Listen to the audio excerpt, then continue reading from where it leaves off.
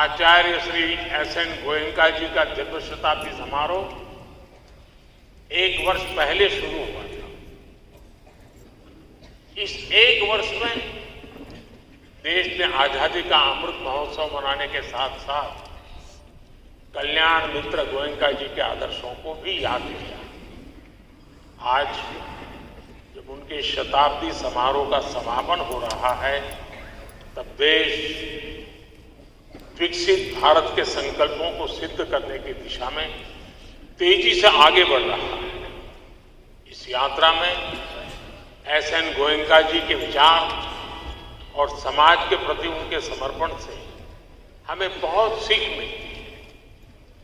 गुरुजी भगवान बुद्ध का मंत्र दोहराया करते थे, समज्ञानम तपोसु, यानी जब लोग एक साथ मिलकर ध्यान लगाते हैं तो उसका बहुत ही प्रभावी परिणाम निकलता है। एकजुटता की ये भावना, एकता की ये शक्ति विकसित भारत का बहुत बड़ा आधार है। इस जन्म शताब्दी समारोह में आप सभी ने वर्ष भर इस मंत्र का ही प्रचार प्रसार किया। मैं आप सभी को अपनी हार्दिक शुभकामनाएं देता हूं। साथियों, आचार्य एस.एन. गोयनका जी से मेरा परिचय बहुत पुराना है। वियन में वर्ल्ड रिलीजन कॉन्फ्रेंस में मेरी उनसे पहली मुलाकात हुई। उसके बाद कई बार गुजरात में भी मेरी उनसे मुलाकात हुई। ये मेरा सौभाग्य है कि मुझे उनके अंतिम दर्शन करने का अवसर मिला। उनके साथ मेरे संबंधों में एक अलग आत्मीयता थी, इसलिए मुझे उन्हें करीब से देखने, जानने का सौभाग्य मिला। मैंने देखा था उन्होंने विपश्यना को इतनी गहराई से आत्मसात किया था। कोई शोर शराबा नहीं, कोई व्यक्तिगत आकांक्षाएं नहीं। उनका व्यक्तित्व निर्मल जल की तरह था, शांत और गंभीर। एक मूक सेवक की तरह वो जहां भी जाते सात्विक वातावरण का संचार करते हैं। वन लाइफ वन मिशन के परफेक्ट उदाहरण के रूप में उनका एक ही मिशन था, विपश्यना।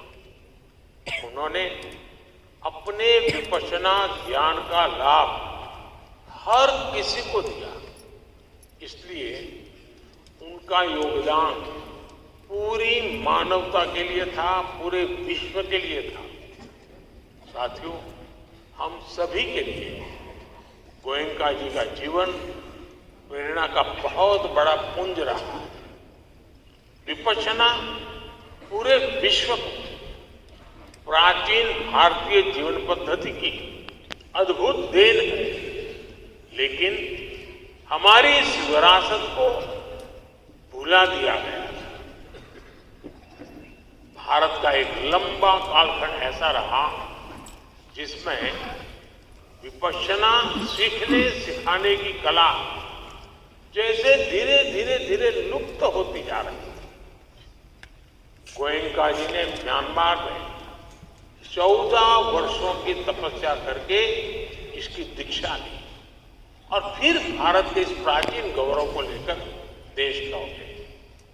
विपश्यना सेल्फ ऑब्जर्वेशन के माध्यम से सेल्फ ट्रांसफॉर्मेशन का मार्ग है। इसका महत्व तब भी था जब हजारों वर्ष पूर्व इसका जन्म हुआ और आज के जीवन में ये और भी प्रासंगिक हो गई है। आज दुनिया जिस तरह की चुनौतियों से घिरी हुई है, उसका समाधान करने की बड़ी शक्ति विपश्यना में भी समाहित है। गुरुजी के प्रयासों की वजह से दुनिया के 80 से ज्यादा देशों ने ध्यान के महत्व को समझा है और इसे अपनाया है।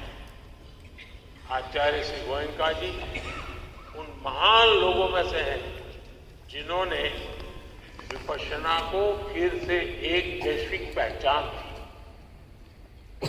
भारत उस संकल्प को पूरी मजबूती से नया विस्तार दे रहा है। हमने यूनाइटेड नेशंस में अंतर्राष्ट्रीय योग दिवस का प्रस्ताव रखा था, उसे 190 से ज्यादा देशों का समर्थन मिला। योग अब वैश्विक स्तर पर जीवन का हिस्सा बन गया है। साथियों, हमारे पूर्वजों ने विपश्यना जैसी योग और ध्यान प्रक्रियाओं का अनुसंधान किया, लेकिन हमारे देश की ये विडंबना रही है कि अगली पीढ़ियों ने उसके महत्व को, उसके उपयोग को भुला दिया। विपश्यना, ध्यान, धारणा, इन्हें हमने केवल वैराग्य का विषय माना। व्यवहार में इनकी भूमिका लोग भूल गए। आचार्य श्री एस.एन. गोयनका जी जैसी विभूतियों ने जीवन मानस की इस भूल का सुधार किया। गुरु जी तो कहा भी करते थे, एक स्वस्थ जीवन हम सभी का अपने प्रति बहुत बड़ा दायित्व है। आज विपश्यना व्यवहार से लेकर व्यक्तित्व निर्माण तक के लिए एक प्रभावी माध्यम बनी। आज आधुनिक समय की चुनौतियों ने विपश्यना की भूमिका को और भी बढ़ा दिया। आज डिस्ट्रेस और स्ट्रेस एक आम बात हो गई। हमारे युवा भी वर्क लाइफ बैलेंस लाइफस्टाइल और ऐसी परेशानियों के कारण स्ट्रेस का शिकार हो रहे हैं। विपश्यना उनके लिए समाधान हो सकता है। इसी तरह माइक्रो फैमिली, न्यूक्लियर फैमिली की वजह से घरों में बुजुर्ग माँ बाप के बहुत तनाव में रहते हैं। हमें रिटायरमेंट एज क्रॉस कर चुके ऐसे बुजुर्गों को भी ज्यादा से ज्यादा संख्या में इससे जोड़ने का प्रयास है।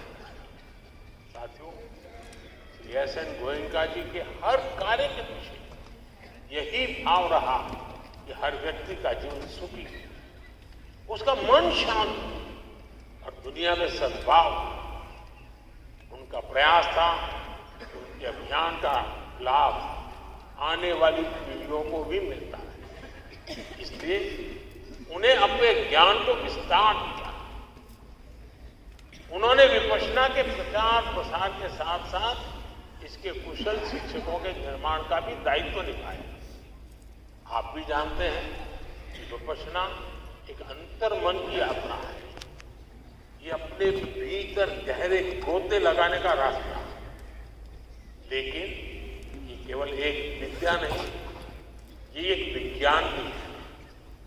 इस विज्ञान के परिणामों से हम परिचित हैं। अब समय की मांग है कि हम इसके प्रमाणों को आधुनिक मानकों, आधुनिक विज्ञान की भाषा में प्रस्तुत करें। आज हम सबको गर्व होता है, इस दिशा में विश्व भर में काम भी हो रहा है, लेकिन इसमें भारत को और आगे आना होगा। हमें इसमें लीड लेनी होगी, क्योंकि हमारे पास इसकी विरासत भी है और आधुनिक विज्ञान का बोध भी है।